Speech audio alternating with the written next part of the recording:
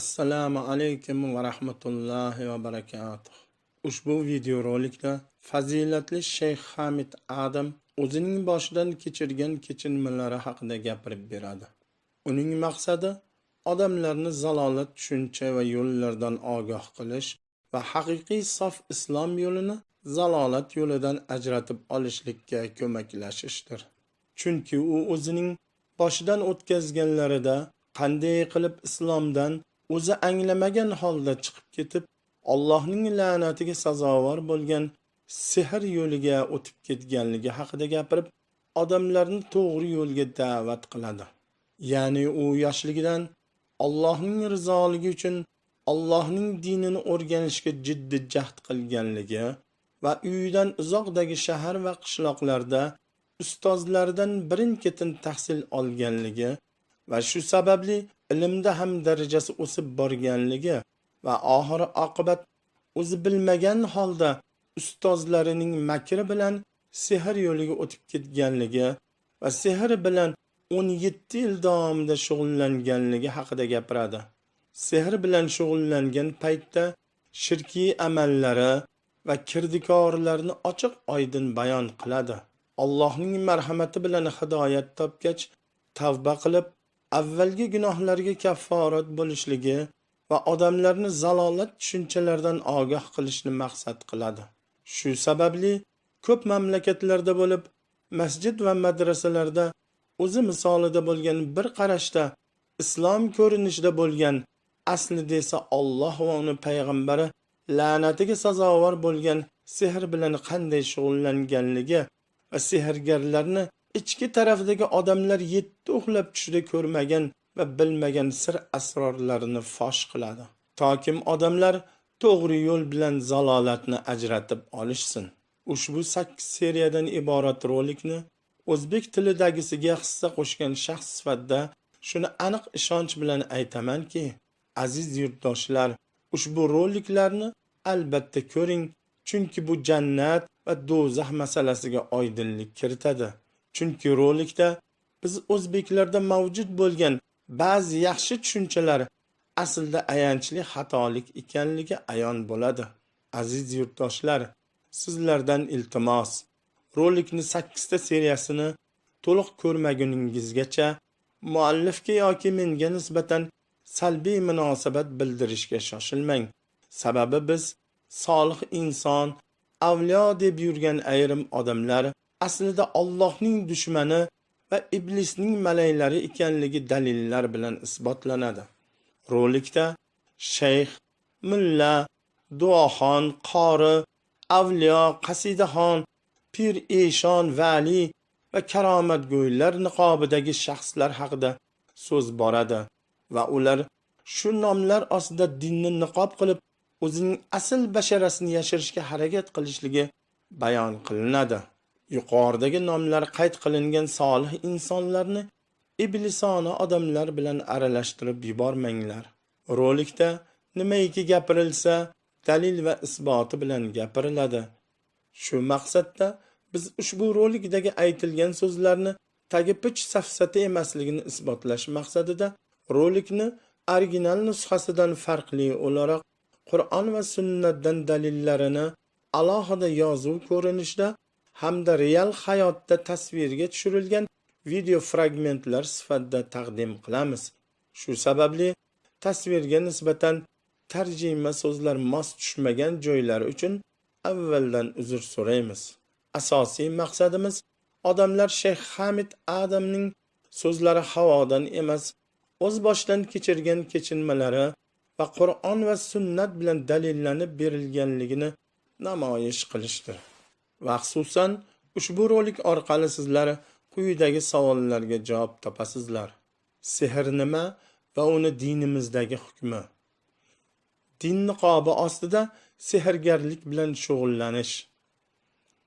Qo'shtirnoq ichidagi avliyolarning karomati. Tumorning ta'siri va uni bartaraf qilish.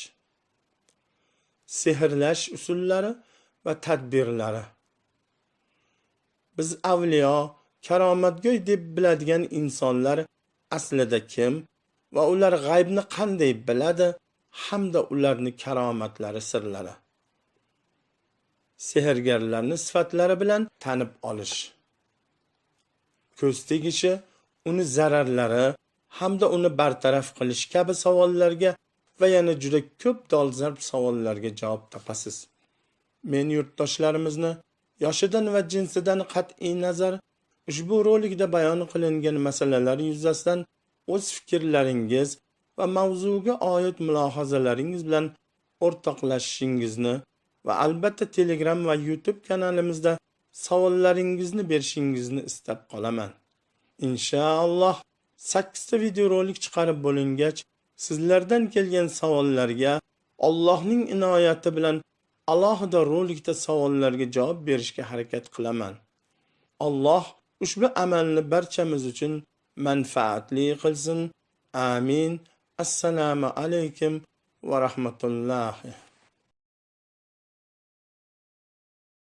Bismillah, alhamdulillah, subhanalloh. Allohning o'zidangina yordam so'rab, ma'siyat va gunoh amallarimizni kechirishini so'raymiz. Kimni Alloh to'g'ri yo'lga boshlasa, uni adashtirguvchi yo'qdir va kimni Alloh adashtirsa, uni to'g'ri yo'lga solguvchi yo'qdir. Sig'inilishga o'zidan boshqa loyiq zot bo'lmagan va ma'budlikda sherik yo'q Allohga guvohlik beraman va guvohlik beramanki, Muhammad sallallohu alayhi va sallam Allohning quli va elchisidir. Ey iymon keltirganlar, Allohdan haqiqiy qo'rqishlik bilan qo'rqinglar va faqat musulmon bo'lgan holingizdagina o'linglar. Ey insonlar, sizlarni bir jondan yaratgan va undan juftini vujudga keltirgan hamda u ikkovidan ko'p erkak va ayollarni tarqatgan Parvardigoringizdan qo'rqingiz. Yana oralaringizdagi savol-javoblarda o'rtaga nomi solinadigan Allohdan qo'rqingiz va qarindosh urug'laringiz bilan ajralib ketishdan saqlaningiz. Albatta Alloh ustingizda kuzatuvchi bo'lgan zotdir. So'ng haq so'z bu Allohning kitobidir. Eng to'g'ri yo'l Muhammad sallallohu alayhi va sallamning yo'lidir. Eng yomon ish bu dinga kiritilgan yangilikdir va har bir yangilik bid'atdir va har bir bid'at zalolatdadir va har bir zalolat do'zaxdadir. Men sehrgar sifatida tanilganmanmi? Yo'q, men shayx sifatida tanilganman va Tejani tariqatidagi 4 qutbdan biri edim. Qutb haqida eshitganmisiz? O'sha paytda men 4 ta qutbdan biri bo'lib, har birimiz dunyoning 4 tomonidan biriga mas'ul edik va men g'arbiy qismga mas'ul edim. Demak, sizlar mening qo'l ostimda edingiz. Ya'ni men sizlardan rozi bo'lmasam, ustingizga dengiz to'fonini yuborardim va hammangiz o'lgan bo'lar edingiz. Men sehrgar sifatida tanilmagan edim. Men karomatli vali, qutb sifatida tanilganman. Meni 12 dan ortiq karomatim bor edi. Har bir karomatim ajoyiblik bilan ajralib turardi va hech kim bu karomatlarimga shubha qilmagan. Mening karomatlarimdan biri, men namozga borganimda qibla yo'nalishini o'zgartirib, sizni boshqa bir tomonga qarab namoz o'qishga majburlay olardim. Men sizlarga qiblaning mening yo'nalishim to'g'ri ekanligini isbotlab, sizning qiblangiz noto'g'riligiga ishontirardim va bu hech kim shubhalanmagan solihlarning karomatlaridan biri hisoblanardi. O'zim ko'rsatgan qiblaning noto'g'ri yo'nalishiga qo'limni ko'tarib, havoni taqqillatardim. Namozxonlar esa xuddiki muqaddas Ka'ba eshigi taqillashiga o'xshash ovozni eshitishi mumkin edi va bu namoz vaqtida ro'y berardi va hech kim qibla yo'nalishini xato ekanligiga shubhalanmagan, chunki muqaddas bir hadis bor.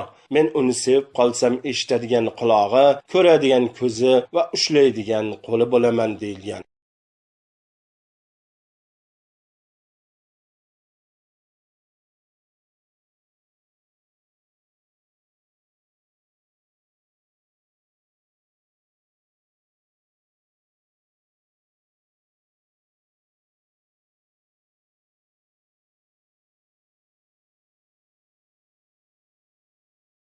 Bu hech kim shubha qilmagan karomat edi va u solih valining karomatlaridan edi. Qur'oni Karimda astag'firullah, ogoh bo'lingiz kim, albatta Allohning do'stlariga oxiratda biron xavf-xatar yo'qdir va ular g'amgin bo'lmaydilar deyilgan.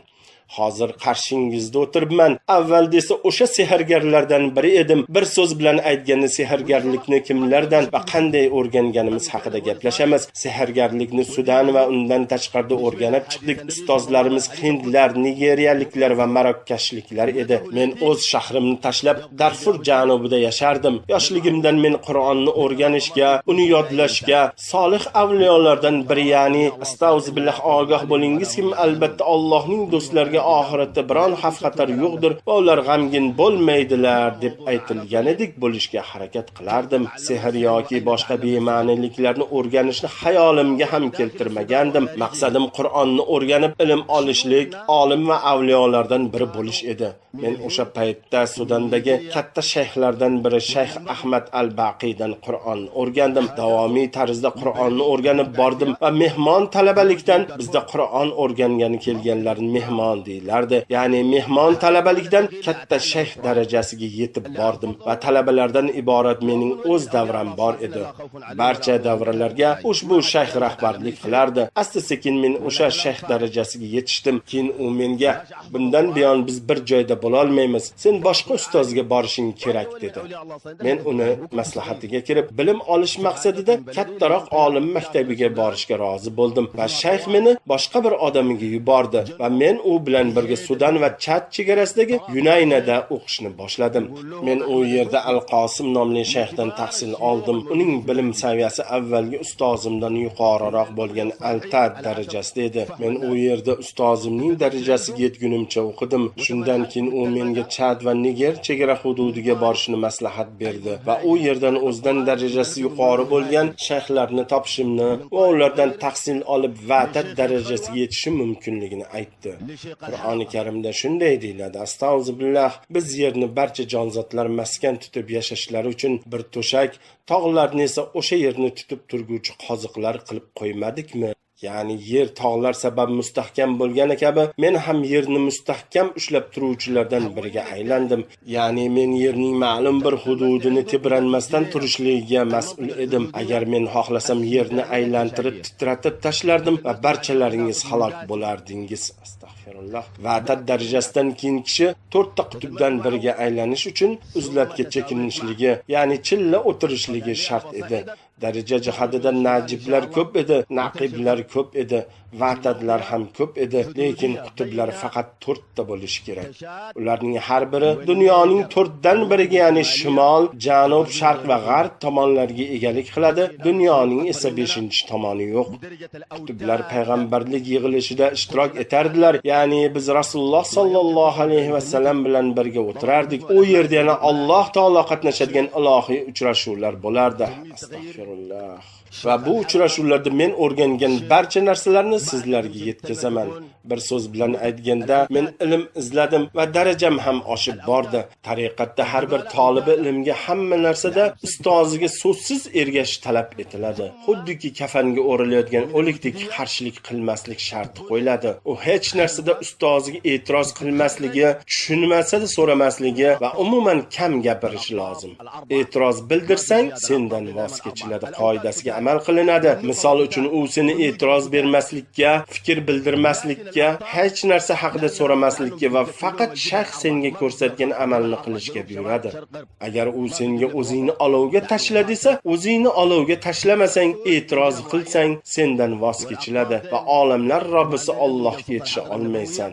Agar sen shayxning buyurganini e'tirozsiz bajarsang, sen uchun imkoniyat eshiklari ochiladi, to'siqlar ko'tariladi va sen lavhul mahfuzni ko'rishing, o'qishing va undan foydalanishing mumkin bo'ladi. Sen Rasululloh sallallohu alayhi va sallamni aslida ko'rasan, u bilan gaplashasan va u sen bilan gaplashadi. Sen bularning barchasini ko'rasan, chunki sen endi tanlanganlardan birisan. Boshqalar, ya'ni oddiy odamlar bularning hech birini ko'rmaydilar. Biz Alloh tomonidan yashirin sirli bilimlar haqiqatini, ya'ni ilohiy ilm ladunni o'rgatamiz. Shariat orqali biz asosli bilimlarni o'rganamiz. Ladunni ilm esa ilohiy ilhomdir. Bunga dalil sifatida Xizr va Muso payg'ambarning qissasidir. Bu juda mashhur qissadir. Hamma odamlar bu qissani biladi. Agar sizlar mendan bu haqida so'ramaganlaringda, sizlarga ta'riflamagan bo'lar edim. Chunki bu qissa orqali keltiriladigan dalillar juda xavfli narsa va men sizlarga tushuntirish maqsadida aytishga majburman. Shunday qilib Qur'oni Karim Kahf surasi 65-82 oyatlar. Astag'firullah. Bas bandalarimizdan bir bandani topdilarki, biz unga o'z dargohimizdan rahmat, ya'ni payg'ambarlik ato etgan va o'z huzurimizdan ilm bergan edik. Musa unga, senga bildirgan bilimdan menga ham to'g'ri yo'lni ta'lim berishing uchun senga ergashsam maylimi dedi. U Xizr aytdi: Aniqki sen men bilan birga ilm mashaqqatlarga sabr qilishga hargiz toqating yetmas. Zotan o'zing egallab olmagan, xabardor bo'lmagan narsaga qanday sabr qilaversan? Musa dedi: "Inshaalloh sen mening sabr toqatli ekanimni ko'rursan, men biron ishda senga osilik, itoatsizlik qilmasman." U Xizr aytdi: "Bas agar menga ergashsang, to o'zim senga aytmagunimcha biron narsa haqida mendan so'ramagin."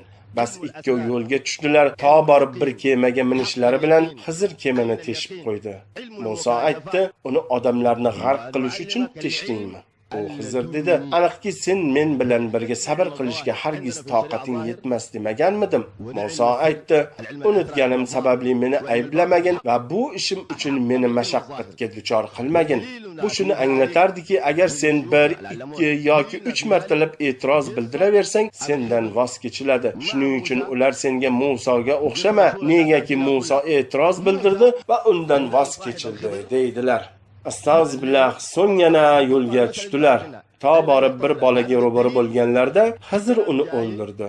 Buni ko'rgan Musa dedi: "Birovni o'ldirmagan, bir begunoh jonni o'ldirdingga, darhaqiqat sen buzuq ish qilding." U Xizr dedi: "Men senga sen men bilan birga sabr qilishga hargiz toqating yetmas demaganmidim?"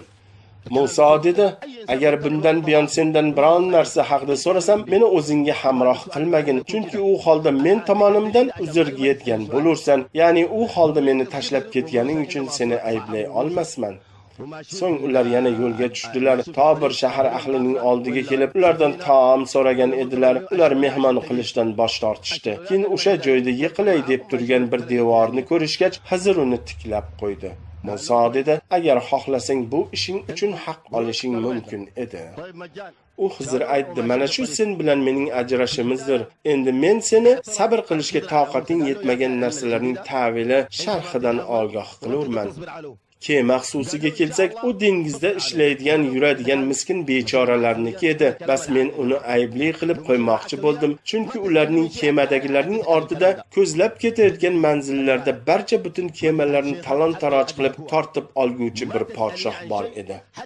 Haligi bolaning esa ota-onalar mu'min kishilar edilar. Bas biz u bola tug'yon va kufr bilan ularni qiynab qo'yishidan qo'rqdik. Shu sababdan ularga Parvardigor boladan ko'ra pokizoroq, undan ko'ra mehribonroq boshqa bir bolani badal evaz qilib berishni istadik. Endi devor esa shu shahardagi 2 yetim bolaniki bo'lib, uning ostida ular uchun bir xazina bor edi. Ularning otalari juda yaxshi kishi edi. Bas Parvardigoring ular voyaga yetib, Parvardigoringning rahmat marhamati bo'lmish xazinalarini chiqarib olishlarini iroda qildi. Men bu ishlarni birontasini o'zimcha qilganim yo'q. Mana shu sen sabr qilishga toqating yetmagan narsalarning ta'vilidir.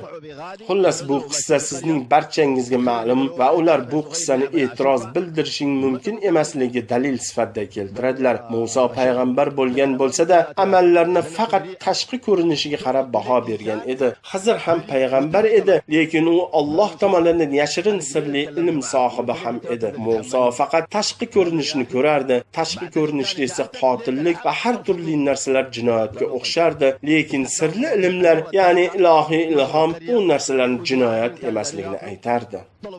Misol uchun ular senga shayxning sharob ichganligini aytsa, sen shayxni haromni iste'mol qilishlikda ayblaysan, chunki sen faqatgina tashqi ko'rinishga qarab baholaysan, lekin ilohiy ilhom sohibi shayxga nisbatan haloldir, senga nisbatan esa haromdir. Shayx biror bir ayol bilan zino qilib, senga bu narsani o'sha ayolga nisbatan barakot yog'ilib, kelgusidagi farzandlari solih kishilar bo'lib tug'ilishligi uchun qilganligini aytadi. Sen esa buni zinokorlik deb bilasan, lekin shayx uchun bunday emas, chunki bu shayxning jismi emas, balki uning ruhiga taalluqlidir. Lekin biz sunnatdan bilamizki, barakot suvga tushishi mumkin, aslo ayollarga emas. Ko'ryapsizmi, ular qanday qilib odamlarni yo'ldan ozdiryapti. Afsuski, odamlarning ko'plari shayxlarni harom halish ishlarini shayxlar aytganidek halol sanaydilar. Chunki u shayxlarni har bir masalada o'z dalillari bor va aytadilarki, bu yuqori darajadagi yashirin bilimlar sohibi Allohga yetishgan shayxdir.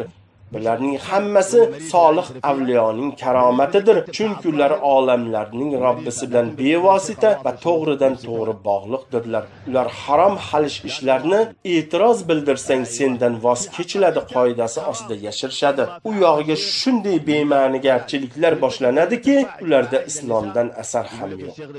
Umumiy hisobda men bu odamdan 5 yildan ortiq vaqt davomida tahsil oldim va shu vaqt mobaynida biror marta hech narsa haqida so'ramadim. Men undan mohiyatini o'rganishni istagan narsalar bo'lgan, lekin ular haqida hech qachon so'ramaganman va hanuzgacha tushunmagan narsalarim bor va shayx uchun qilgan ko'p xizmatlarimni dinga umuman aloqasi yo'q edi. Senga jabr qilsa-da, shayxning aytganlarini barchasini bajarasan va uning darajasiga yetish uchun unga to'liq taslim bo'lasan. Bir so'z bilan aytganda, u menga bir kuni: "O'g'lim, sen menga yaxshi xizmat qilding va men seni eng yuqori darajaga yetishingga yordam beraman" dedi. Albatta, bu daraja barcha olamlar Robbisi Allohga yetishdir. O'sha paytda qutblardan biri vafot topgan va uni o'rnini bosadigan biror bir qutb yetishib chiqmagandi. 4-qutb o'rnini egallashga faqatgina bir necha kishilargina nomzod bo'lishi mumkin edi. Ustozim menga: "Xabaring bor, qutblardan biri vafot etdi. Alloh rahmatiga olgan bo'lsin va biz uni o'rnini to'ldirishimiz kerak" dedi. Shogirdlarimdan faqat sen ushbu lavozimni egallashga munosibsan deb hisoblayman. Men senga o'sha darajaga yetishadigan yo'lni ko'rsataman dedi. Va men rozi bo'ldim, chunki mening oliy maqsadim Allohga yetishdir. Allohga yetish esa bizning o'sha paytdagi johilona fikrimizcha faqatgina solih avliyolargagina xosdir. U menga o'sha darajaga yetishlikning yagona yo'li borligini va hamma ham unga munosib ko'rilavermasligini, faqat xolislargina munosib ko'rilishligini va menda o'sha sifatlar mavjudligini aytib, albatta sen bunga erishasan dedi. Men albatta xursand bo'ldim va ishonardimki, haqiqatda inson ushbu yo'l orqali Allohga yetishishi mumkin. Rasululloh sallallohu alayhi va sallamning suhbatlarida qatnashib, ularni tushda emas, haqiqiy ko'rishlik mumkinligiga ishonardim va hatto bir kun Allohni ushbu go'shpora ko'zlarim bilan ko'rishim mumkinligiga, u bilan suhbatlashishimga ishonardim, chunki bu hammasi meni ezgu orzularim edi. Ular seni mana shunday bema'nigarchiliklarga ishonishga majburlaydi va sen haqiqatda bugungi kunda odamlar orasida tarqalgan islomdan yiroq bo'lgan aqidalarni qabul qilasan, chunki omma odamlar o'z dinlarini unutishgan va islomni o'rganishga harakat ham qilmaydi. Umuman olganda men bu gaplarni hammasiga ishondim. Keyin u menga: "O'sha darajaga yetishingga yordam beraman. Buning uchun senga zikrni o'rgataman. Sen esa zikr uchun 5 ta sura yoki 5 ta oyatni tanla" dedi. Men har bir oyatda 10 tadan qof harfi mavjud 5 ta oyatni tanladim. Umumiy hisobda qof harflarining sanog'i 50 dedi. Shayxim menga: "Sen ulug' ishni tanlading. Men albatta seni Allohga yetishingga ko'maklashaman. Men seni xato qaror chiqarishingdan qo'rqqan edim, lekin sen to'g'ri qaror qabul qilding. Allohga hamdlar bo'lsin" dedi.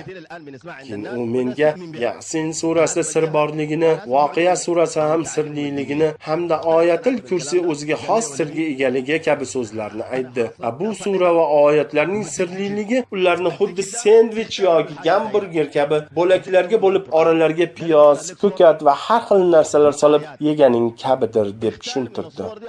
U sura va oyatlarni qo'yib turaylik-da, Bismillahirrohmanirrohimni qanday qilib bo'laklarga bo'linishligini misol qilaylik va bu mana bunday ko'rinish oladi. Bismillah, Rasululloh sallallohu alayhi va sallam nomi bilan, Jabroil, Mikkoil, Isrofil nomi bilan va Saksaxobi, Mahbabohi va Taxtaxobi nomi bilan. Ar-Rahman, Iso, Musa va barcha ko'rsatmalarni bajargan Ibrohim nomi bilan, Jabroil, Mikkoil, Isrofil nomi bilan va Shamharush, Vasaqaqa, Vasal Aliya nomi bilan. Keyin Ar-Rahim deb shu ko'rinishda davom ettirasan, toki basmalachiga turli ismlarni tiqishtirib uzundan uzun tus olib oxiriga yetmaguncha mana shu amallar bilan chillaga kirasan. Bunday o'qishning ikkinchi yo'li so'zlarni teskarisidan boshlab o'qishdir. Masalan, Bismillahirrohmanirrohim quyidagicha o'qiladi: Ar-Rohimi, Ar-Rohmani, Allohi bismi. Bunday tartibda o'qish Allohning va uning kitobini, ya'ni Qur'oni Karimni masxaralashdan boshqa narsa emas. Bu Allohning kitobini o'zgartirishdan boshqa narsa emas. Faraz qil, seni isming Muhammad Ali Ahmad. Agar sen o'zingni mirshablarga meni ismim Ali Ahmad Muhammad deb tanishtirsang, yolg'on gapirgan bo'lasanmi yoki rost? U mirshablar seni holi joningga qo'ymaydi. Shunday ekan, Alloh va uning ismlari haqida gapirmasa ham bo'ladi. O'lim bo'lsin senga o'lim. Agar sen atayin basmalani shu tarzda o'qisang hamda islomga umuman aloqasi yo'q bo'lgan shirk ustiga qurilgan bema'nigarchiliklar bilan shug'ullansang, amin bo'lginki shayton seni ushlaydi va jinlar dunyosiga olib kiradi. Undan ko'ra xatarliroq narsaning o'zi yo'q. 3-xil o'qish bu eng iblisona o'qish bo'lib, harflarni teskarchasiga o'qishdir. Ilohiy ilhomni da'vo qiluvchi jinoyatchi shayxlar shu usuldan foydalanadi. Ular sura va oyatlarni oxiridan boshigacha harflarini teskari tomonga qarab o'qiydi. Misol uchun basmalani quyidagicha o'qiydi: ha, lam, lam, alif, mim, sin, alif, ba. Sen chillaga kirgan kechadan boshlab sura, oyat va zikrlarni xuddi shu yo'sinda teskarichasiga o'qiysan. Agar sen Qur'on harflarini teskarisiga o'qisang, islomga taalluqli bo'lmagan biliklarda hosil bo'ladi. Hattoki sen o'ylab ham ko'rmagan o'zga olamga tegishli iblis va jinlar ismlari paydo bo'ladiki, shayxlar bularni sirli ilm deb senga uqtiradi. Bu faqat 3 turdagi o'qish yo'nalishi bo'lib, biz boshqalarga to'xtalib ham o'tirmaymiz. Shayx senga 3 turda oyatlarni o'qib bergach, sen u yo'nalishlardan birini tanlaysan va shayx sen tanlagan yo'nalishda o'qishlikni o'rgatadi va sen uzlatga, ya'ni chillaxonaga kirib ketasan. Uzlatga chekinish, bir so'z bilan aytganda chilla o'tirish nima o'zi? Bu e'tiqofga o'xshaydi, ya'ni boshqalardan ajragan holda ma'lum bir joyda barcha dunyoviy ishlarni tark etib Allohgagina ibodat qilishdir. E'tiqof payg'ambarimiz Muhammad sallallohu alayhi va sallamning sunnatlarida mavjuddir. Ya'ni payg'ambarimiz sallallohu alayhi va sallam Ramazon oyining oxirgi 10 kunligini masjidda e'tiqofda o'tkazishardi. Lekin bizning e'tiqofimiz masjidda emas, odamlardan yiroqda, kimsasiz joylarda o'tardi va men sizlarga qayyosin chilla o'tirganimni aytib beraman. Avvalambor odamlardan yiroqda, kimsasiz joyga loydan chillaxona qurish lozim. Uni eshigidan tashqari na oynasi va na tuynigi bor. Chunki ichkariga yorug'lik tushishi mumkin emas. Ichkariga kirgach, eshikni yopib yolg'izlikda belgilangan muddatni o'tashing shart. Men ana shunday binoni qurib bitirgach, shayx mendan sen shu kunlarda chilla o'tirmoqchimisan deb so'radi va men ha deb javob berdim. Yaxshi, unda sen chillada necha kun? 11, 21, 31 yoki 41 kun o'tirishing kerakligini tanla. Qisqa kunlarni tanlasang ko'proq zikr qilasan, uzoq muddatda esa kamroq zikr qilasan dedi. Sen o'ylama uzlatda mazaqli yeb ichib yotaman deb. U yerda ovqat bo'lmaydi, faqatgina chegaralangan miqdorda xurmo mevalari va suv bo'ladi va ularning miqdori juda kamdir. Chunki sen dunyo maishatini tark qilgan zohidsan. Bir kunga faqatgina 3 ta xurmo, nonushta, tushlik va kechqurunga 1 donadan. U Iroqqa xurmolar bo'lib, hajm jihatidan kattaroqdir va men 41 kunni ixtiyor qildim. Shayx menga 123 dona xurmo, suv va namoz o'qishlik uchun teri olib kelib berdi. U yerda 41 kun mobaynida faqatgina bir martagina namoz o'qiladi. Chunki ularning dunyo qarashiga ko'ra bir ibodat ustiga ikkinchi ibodatni qo'shib bo'lmaydi. Aslida bu ibodat qilmaslik uchun vajh xos. Shayx keyinroq kerak bo'ladi deb menga qog'oz ham keltirdi. Men ulardan joyi kelganda foydalanish uchun saqlab qo'ydim. Demak, menda faqatgina xurmo, suv, teri va qog'ozlar bor edi. Oxir-oqibat shayx menga qisqaroq muddatni tanlashimni maslahat berdi. Men esa o'z fikrimda qoldim. Toqating yetadimi deb so'radi. Men ha deb javob berdim. Chunki men yosh va baquvvat edim. Shunda shayx, yaxshi, sen xuddi yahudlar yo'lini tanlading deganda men hayratdan yahudlar deb yubordim. Ha aytgancha ular 40 yil sargardonlikda yurgan-ku. Bir so'z bilan aytganda, belgilangan e'tiqof kuni yetib keldi. Shayx o'zining so'nggi maslahatlarini bera boshladi. Bu Alloh tomonidan odamlar orasidan ba'zilarni xos tanlab olishlik uchun ularni gunohlardan poklab jannatga kiritish uchun bir buyuk sinovdir. Bu sinov sen uchun xuddi bir jang maydonidir. Agar sen o'zingga ishonmasang, yaxshisi kirmagin. Chunki sen e'tiqof majburiyatlarini zimmanga olib ichkariga kirganingdan so'ng ularni bajarishga toqating yetmasa, ham dunyoying va ham oxiratingdan ayrilasan va telba majnunga aylanasan. Shuning uchun sen toqating yetganini tanla, chunki ichkariga kirgach senda ixtiyor bo'lmaydi. Sen u yerdan faqat 41-kunning tongida chiqasan. Bu muddat ichida Alloh seni 2 bor sinovdan o'tkazadi. Birinchi sinov qo'rqitish orqali amalga oshiriladi. Ehtiyot bo'l, qo'rqma dedi. Joyi kelganda aytish kerakki, har birimiz kim bo'lishimizdan qat'iy nazar shayton 4 sabab orqali ichimizga kirib, bizni sehrlab, telba majnunga aylantirishi mumkin. Bulardan birinchisi kuchli qo'rqinch, ikkinchisi g'azablanish, uchinchisi tez-tez esnash, va to'rtinchisi spirtli ichimliklar ichish. Shunday ekan, tajribasi bordan so'ra, chunki meni shayton va jinlar olamidagilar bilan ishlashda 17 yillik katta tajribam bor. Boshidan o'tgan tabib deb bekorga aytishmagan. Qo'l ostimda 286 ta jinlar bo'lib, ularning kattasining ismi Saksahobi edi. Uning o'rinbosari bo'lib, o'rinbosari ham bor edi. Shunday qilib, shayx meni birinchi sinov kuchli qo'rqinch orqali bo'lishligi bilan ogohlantirdi. Ikkinchi sinovda esa seni oldinga farishta keladi dedi. Men oldimga farishta keladimi deb so'radim. U ruhoniy farishta bo'lib, o'zi ismini senga aytadi. U farishta buyuk farishtalar sirasiga kirmasa-da, insonlarga nisbatan yuqoriroq darajada Alloh u farishtani senga xizmat qilishligi uchun yaratgandir dedi. Endi tasavvur qiling, shayx uni farishta deyapti, lekin Alloh taolo Qur'oni Karimda buni inkor qilyapti. Astag'firullah. Eslang, Alloh ularning, ya'ni mushriklarning barchalarini to'plab, so'ngra farishtalarga ana u mushriklar sizlarga ibodat qilguvchi bo'lganmidilar deyilgan kunda farishtalar pok Parvardigor, sen o'zing bizlarning do'stimizdirsan. Ular emas, yo'q, ular jinlarga ibodat itoat qilar edilar. Ularning ko'plari jinlarga iymon keltirguvchidirlar derlar. Shayx aytgan bu ruhoniy jinlarning boshliqlaridan biri ekanligiga shubha yo'q. Men musulmon jinlar bilan ishlayman deb o'zlarini sirli ilm, ilohiy ilhom egalari deb tanishtirganlarning ajabtovur so'zlari sizni aldab qo'ymasin. Odamlar orasida jin toifasidagi shaytonlarga ilhom beradigan shaytonlar sirasiga kirguvchi odamlar ham bor. Alloh taolo Qur'oni Karimda deydiki, Astag'firullah, shuningdek har bir payg'ambar uchun insi jindan bo'lgan shaytonlarni dushman qilib qo'ydik. Ular bir-birlarini aldash uchun go'zal, yaltiroq so'zlar bilan vasvasa qiladilar. Agar Parvardigoringiz xohlasa, unday qilmagan bo'lar edilar. Bas ularni tuhmat, bo'xtonlari bilan birga tark qiling.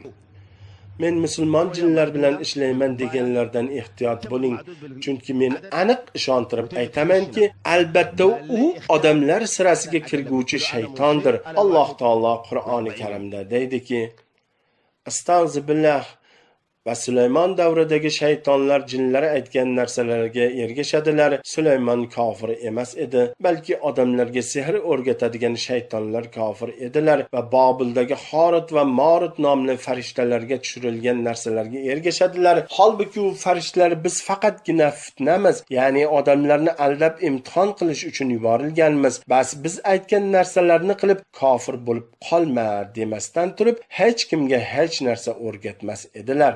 Va o'shalardan Horut va Morutdan xotinning o'rtasini buzadigan narsalar o'rganadilar. Lekin ular yahudiylar Allohning iznisiz hech kimga zarar yetkaza olmaydilar va hech foydasiz bilak zararli narsalarni o'rganadilar. Axir Allohning kitobi o'rniga sehrni almashgan kimsalarga oxiratda hech qanday nasiba yo'q ekanini bilgan edilar-ku.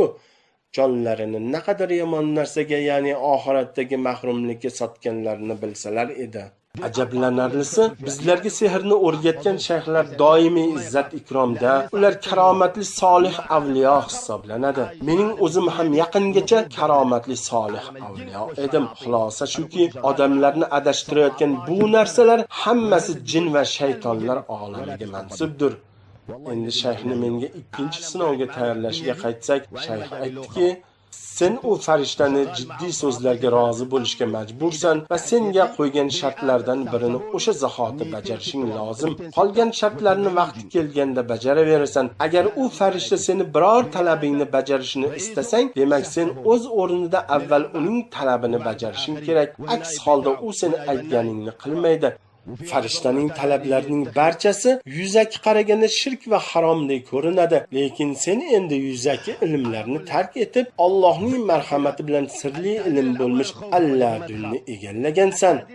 Bu yerda har kimda bir shoir bor va unga tegishli she'r quyidagicha: Musa Xizr bilan sabr toqat qila olmadi, Omi Tolib haqida gapirmasa ham bo'lar. Kim haqiqiy bilim sirini birovga ochsa, mol-mulkidan ajrashi va qon to'kilishiga sababchidir. Bu she'rni takrorlab haqni topganiga ishongan bir tanishim bo'lardi va uning ismi Mahmud Muhammad Toha bo'lib, o'zidan shariat farzlari, ya'ni namoz, ro'za kabilarni soqit bo'lgan deb hisoblardi. Bir so'z bilan aytganda, u kabilar buni haqiqiy bilim deb ishongan. O'sha farishta senga nimani buyursa-da, sen indamay bajarishing kerak va bu bir sinovdir. O'zing o'ylab ko'r, Musa Xizrni to'xtata oldimi? Yo'q, albatta. Xulosa qilchi Alloh bilan gaplashgan va 5 martabali payg'ambarlardan biri sanalgan Musa yaxshimi yoki Xizr? Nega Musa Xizrni to'xtatmadi? Chunki Xizr Alloh tomonidan sirli bilimga ega solih avliyodir. Shu sababli agar senga kimdir Xizrni solih avliyo desa, yolg'on gapiribdi. Xizr oddiygina solih avliyo emas, balki Allohning payg'ambaridir va uning martabasi solih avliyolikdan yuqori. Nega unda Musa payg'ambar bo'lgani holda Xizrni to'xtatishga harakat qilmadi? Musa payg'ambar sifatida jinoyatni nafaqat qoralashi, balki uni to'xtatish ham shart edi. Chunki u Xizrni payg'ambarligini bilgani holda Allohning irodasiga bo'ysungan. Sizni ayblamasliklar uchun hech kimni ayblamang. Nega endi shunday? Xizr kemani teshganda Musa uni odamlarni cho'kib ketishligiga va o'zgani mulkiga atayin zarar yetkazishda aybladi. Lekin Musa bilardi-ku, Allohning ilmi bilan uni o'z onasi beshikdaligida oqar suvga oqizdirganini. Shuningdek, yosh bolani o'ldirganlikda aybladi. Holbuki o'zi bir vaqtlar Fir'avnning odamlardan birini o'ldirib qo'ygandi.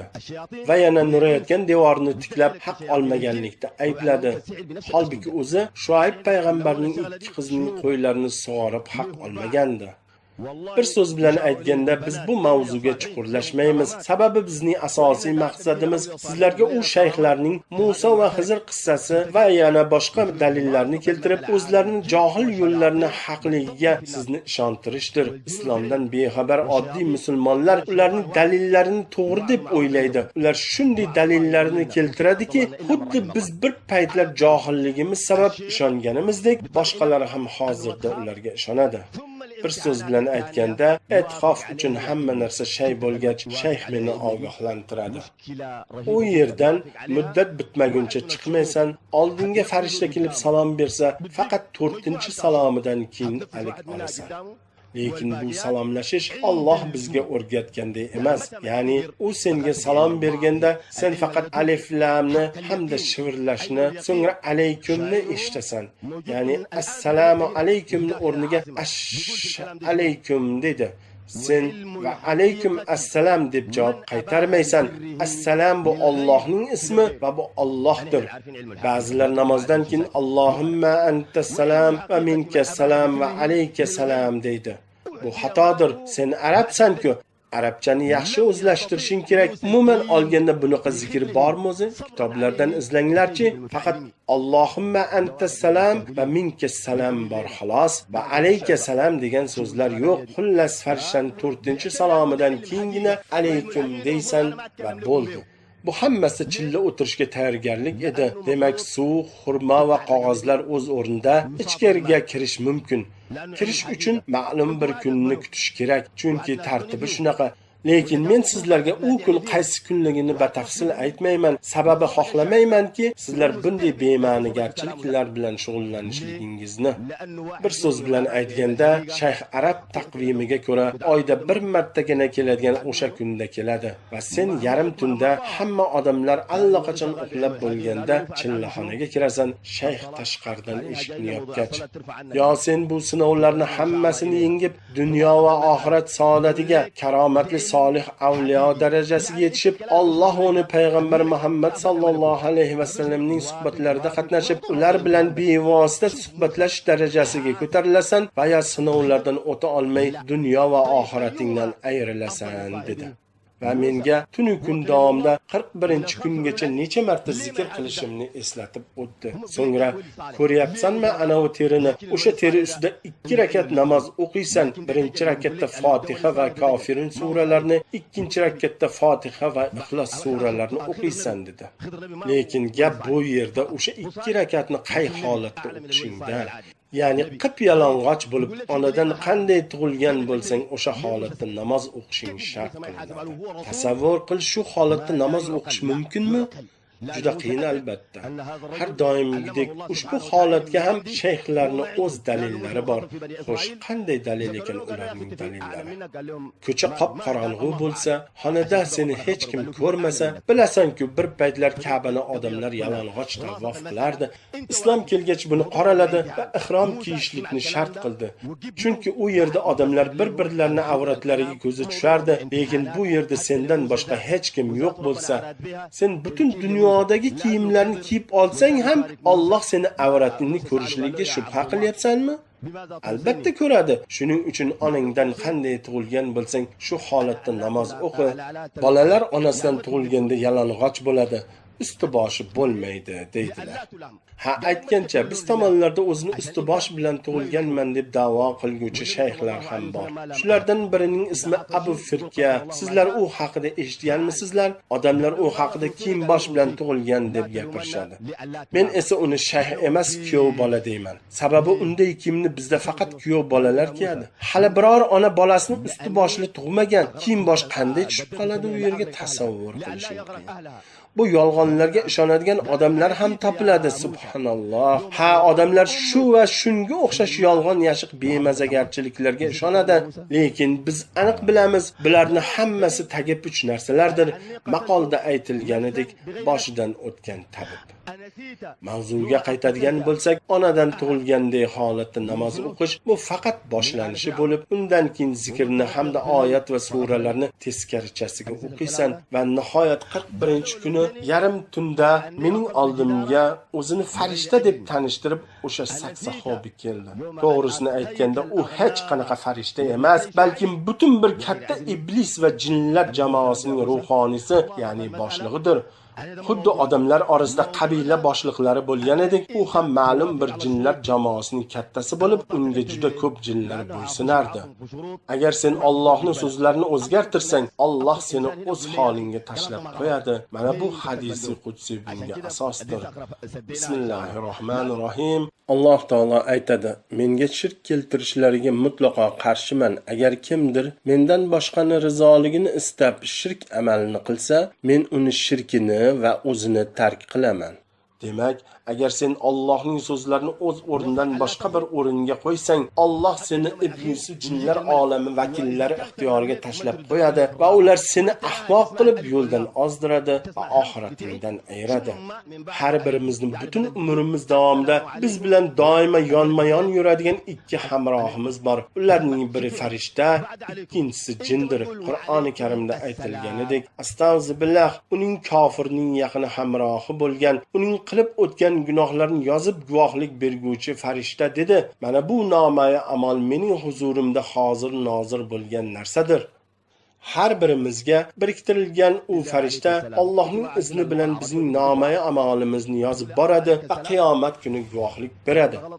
Ikkinchi bizga biriktirilgan haqida Qur'oni Karimda shunday deyiladi: Astagfirullah, uning yaqini bo'lgan shayton, Parvardigoro uni men tug'yonga solganim yo'q, lekin uning o'zi haq yo'ldan yiroq zalolatda bo'ldi dedi. Bu seni hayoting davomidagi yaqin hamrohing qarin shayton aytadigan so'zlardir. Aytgancha jinlar olamida xuddi odamlarda bo'lganidek bir-birining ustidan hukmronlik qilish tizimi mavjud va u tizim insonlarnikidan ko'ra qat'iyroq va beshafqatdir. Masalan, insonlar orasida kimdir davlat qonunlarini buzsa, uni hibs qilishi mumkin yoki moliyaviy jazo qo'llashi mumkin. Jinlarda esa boshqacha, chunki ularda kuchli kuchsiz ustidan hukmrondir. Shu sababli ularda jazo faqat o'ldirishdir. Negaki boshqalarga ham dars bo'lsin, hukmronini aytganini qilmay qochib ketishi hayoliga ham kelmasin. Agar bo'ysunmay qo'ysa yo qochib ketsa, hukmron jin kuchi yo'qoladi va o'zidan kuchli bo'lgan boshqa bir jin quliga aylanadi. U jinlar musulmon bo'ladimi, kofir bo'ladimi farqi yo'q. Ular hukmron jin buyurganini xohlasa, xohlamasa majburan bajaradi. Bajarmasa o'ldirilishlikdan qo'rqadi. Shuning uchun ular shayxning topshiriqlarini bajaradi, lekin bundan oldin shayx hukmron jin qo'ygan talabni bajargan bo'lishi kerak. Mavzuga qaytadigan bo'lsak, u jin seni oldingda paydo bo'lishidan oldin seni qattiq qo'rqitish bilan sinaydi. Birinchidan, u seni yaqin hamrohing bo'lgan jindan, ya'ni nimalardan qo'rqishingni so'rab oladi. Odamlar har xil narsalardan qo'rqadi va hatto mayda hasharotlardan qo'rqadiganlari bor. Masalan, men qirqoyoqdan qo'rqaman. Bilmadim sizlar uni bu yerda nima deb ataysizlar. U uzun va juda ko'p oyoqlari bor. Men undan juda qo'rqardim. Hatto chayondan bunchalik qo'rqmasdim. Men hozir ham chayonni bemalol ushlashim mumkin, lekin qirqoyoqni ushlay olmayman.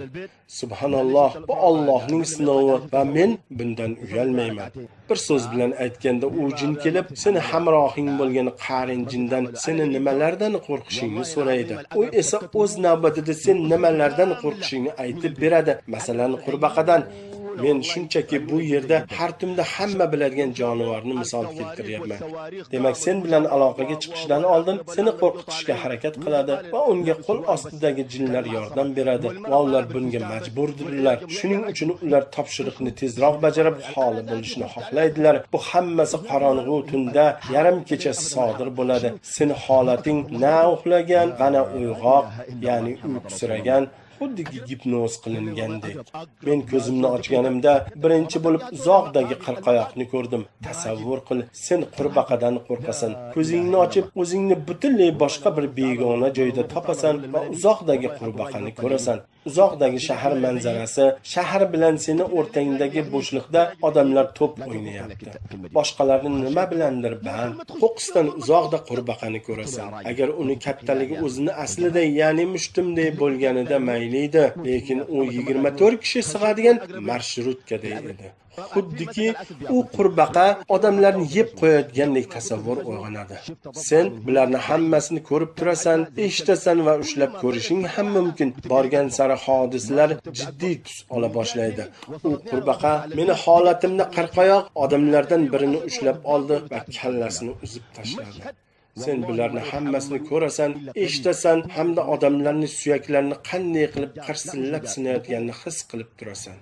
Odamlar orasida to's-to'polon boshlanadi. Hamma qichqirgan, qochgan va talvasada. Bu orada qurbaqa ikkinchi odamni yerga piypalaydi, uchinchisini usti boshini tortqilab uzib tashlaydi. Hamma qochgan, hamma talvasada. Sen o'ngga so'lga qaraysan, qochgani joy yo'q. Shundinki tezda senga ham navbat yetib keladi. Ayni mana shu paytda yo sen shayxingni aytganini eslab jamiki qo'rquvni yengasan va yoki qo'rqishda davom etsang, seni ichingga shayton kiradi va sen telba jinniga aylanasan hamda dunyo va oxiratingdan ayrilasan. Allohga shirk keltirganing uchun oxiratingdan ayrilasan, jinniga aylanganing sabab dunyoingdan ayrilasan. Agar sen vaqtinchalik telbaga aylanmay qolsang-da, ichingdagi jin sababli shirkdan qutula olmaysan va bora-bora telbaga aylanib dunyodan ham foyda ola olmaysan. Agar sen bularni barchasini yengib o'tsang, hamma narsa o'zgaradi va u ko'rguliklar juda dahshatlidir. Men ana shunday uzlatga chekinganlardan biriman va men bu ishlarni bir necha bor qilganman. Aytgancha har bir tariqatning o'ziga xos o'tiradigan o'z sanog'i bor. Ana o'shalarning birida bir necha kun o'tirganimda oldimda pashsha paydo bo'ldi. Bir qaraganda oddiy pashsha, lekin kattaroq va yashil, keyin oq qand paydo bo'ldi. pashsha oq qandni ustiga qo'nib tanovul qila boshladi. Shunda Hamilyon paydo bo'lib, tillari bilan pashshani yutib yubordi. Hamilyon ketayotganda mushuk paydo bo'ldi. Bilasizlar, mushuklar qurbaqa va hamilyonga o'xshash jonivorlarni yemaydi, lekin bu mushuk boshqacha ekan, hamilyonni yeb qo'ydi. Keyin it paydo bo'lib, mushukni yeya boshladi. Shu payt qizil ko'zli yo'lbars paydo bo'ldi va birinchi qiladigan ishi itning orqa tomonidan hujum qilib, bo'ynidan tishlab yeya boshladi. Hammaga qon, sen bularni hammasini yaqindan kuzatib turasan va hatto usti boshingga qon sachraydi. Bu hammasi seni qo'rqitish uchundir. Yo'lbars itni yeguncha sher paydo bo'ldi va pisib kelib yo'lbarsga tashlandi. Sher yo'lbarsni yeguncha fil paydo bo'ldi. Fil xartumi bilan sherni ko'tarib yerga urdi va yeya boshladi. Fillar go'sht yemaydi, lekin bu boshqacha fil edi. Va bu paytda uzoqdan kattaligi itdek keladigan qurbaqa ko'rindi. Men tomonga har sakranganda kattalashardi. Oldimga yetib kelganida fildan ham katta bo'lib, filni, sherni va barcha qoldiqlarni yutib yubordi. Bu dahshatli manzaralarga kamdan kam odam chidash bera oladi. Shayton va jinlar olami bilan biz avvaldan tanishmiz. Allohga shirk keltirmaguningcha jinlar seni biror bir talabingni bajarmaydi, hattoki u jin musulmon bo'lsa-da. Shayton senga yuklagan ma'lum bir shirkiy duolarni qilsang va yana boshqa shartlarni bajarib, qo'rquvni yengsang, oldinga mushukdan katta, itdan kichkina maxluq keladi. Bo'ynidan pastda ot, baliq va boshqa biz biladigan maxluq shaklida. Bu aynan o'sha saksahobidir. Shundan keyin alaykum degan sho'rlashni eshitasan. Qachonki u 4 marta qaytargach va alaykum deysan, men unga va alaykum deganimdan so'ng menga gapira boshladi. Men saksahobi nomli farishtaman. Alloh senga xizmat qilishim uchun meni yaratdi va Alloh tomonidan senga quvonchli xabar keltirdim. Seni avvalgi va kelgusi gunohlaring kechirildi va Allohning rahmati bilan Allohning do'stlariga oxiratda biron xavf-xatar yo'qdir va ular g'amgin bo'lmaydigan solih avliyoga aylanding. Endi sen har qanday shariat ibodatlardan soqit qilinding. Agar sen avvaldagidek ibodatlarni davom ettirsang, qo'shimcha savobga ega bo'lasan. Agar u ibodatlarni tark etib bajarmasang-da gunohkor bo'lmaysan. Negaki sen qilgan duo va zikrlar sabab Allohdan o'zingni sotib olding. Sen avval qul eding, endi esa zikr, e'tiqof va tarki dunyo qilganing sababli ozod bo'lding va dunyoda qiladigan biror amaling uchun so'ralmaysan. Sendan jami shariat majburiyatlari soqit bo'ldi. Endi sen karomatli solih avliyodirsan. Allohdan xohlaganingni so'ra, o'sha zahoti duoing qabul bo'ladi, dedi. Mana shunday xabarlar bilan meni saksahobiy xursand qildi. Menga bu xabarlarni farishtaning o'zi olib kelgandi va men o'shanda bu so'zlarga ishongandim. Keyin u farishta menga ko'zingni yum dedi. Men ko'zimni yumdim. Ko'zingni och deganda ko'zimni ochdim. U menga osmonni ko'rsatib, osmonda alif-bo harflarini ko'ryapsanmi dedi. Men osmonda alif-bodan boshlab yagacha bo'lgan harflarni ko'rdim. Ular yashil rangda bo'lib, har biri osmonning bir burchagidan ikkinchi bir burchagigacha kenglikda edi. Misol uchun B harfi xuddi kamalakdek osmonni egallagan, har bir harfning o'ng tomonida o'sha harfga tegishli tilsimi bor. Mana u tilsimlarning ba'zi birlari, bular sehr va joduda qo'llanadiganlarining hammasi emas albatta. Yuqori diniy martabali solih avliyo, pir deb tanilganlarda bularning hammasi mavjud. Mana o'sha osmonda ko'ringan harflardan biri. Uni o'ng tomonida o'ziga xos tilsimi bor va harfning chap tomonida ma'lum bir raqam joylashgan. Xuddi mana bu 3 ga 3 katakda ko'rinib turganidek. Kataklarning ichida raqamlar bo'lib, agar ularni eniga, bo'yiga yoki diagonaliga qo'shsang, baribir 15 raqami hosil bo'ladi. 15 raqamli tilsim Allohga nisbatan shirk kufrni bildiradi. Bu tilsim Allohning la'natiga uchragan iblisni anglatadi. Agar sizlardan birortangizda xuddi shunday uzuk bo'lsa, tashlab yuborsin yo zargarga borib boshqatdan boshqa bir uzuk yasatsin. Lekin hech qachon unday uzukni birovga hadya ham qilma va sotmagin ham. Bu mavzuga tegishli juda ko'p ma'lumotlar bor, lekin sen tushunmagan bu mavzuda chuqurlashishing yaxshilikka olib bormaydi va men sizlardan unday uzuklarni yo'q qilib tashlashingizni so'rayman. Sababi men unday uzuklarning nimalarga aloqadorligini juda yaxshi bilaman. Shunday qilib u menga har bir harfni va uni tilsimini va raqamlari bilan birga qog'ozga chizgin dedi. Demak, sen bu tilsimlarni, harflarni va raqamlarni birin-ketin hammasini qog'ozga yozib chiqishing kerak bo'ladi. Undan keyin u senga tilsimlarni saqlab qo'ygin, kelajakda foydalanasan deydi. Keling biz Saksahobi va uning jamoasi, solih avliyo, pir, qasidaxonlar haqida gaplashsak, agar sen ularni oldiga biror bir mushkullik bilan borsang, men senga bir narsa tayyorlab qo'yaman, ertaga kelgin deydi. yoki seni oldingda qandaydir kitobni ochadi yo tasbehni biror donasini tanlashingni so'raydi. Senga kitob berib qo'lingga ruchka va siyohni ushlatib qo'yadi yo senga maxsus kiyim kiydiradi va albatta tumor qilib beradi. Bular eng la'natlangan odamlardir. Agar sen shunday odamlarni qabuliga borgan bo'lsang, payg'ambarimiz sollallohu alayhi va sallamning ikki hadislaridan biriga tushib qolasan. Bu odamlar bashoratchi va jodugardirlar va ular haqida payg'ambarimiz sollallohu alayhi va sallamning hadislari bor. Kimki folbinga yo bashoratchiga borsa-yu va uni aytganlarga ishonsa, Muhammadga nozil qilingan narsalarga kufr keltiribdi. Demak, kimdir borsa-yu va folbinni aytganiga ishonsa, kofir bo'ladi.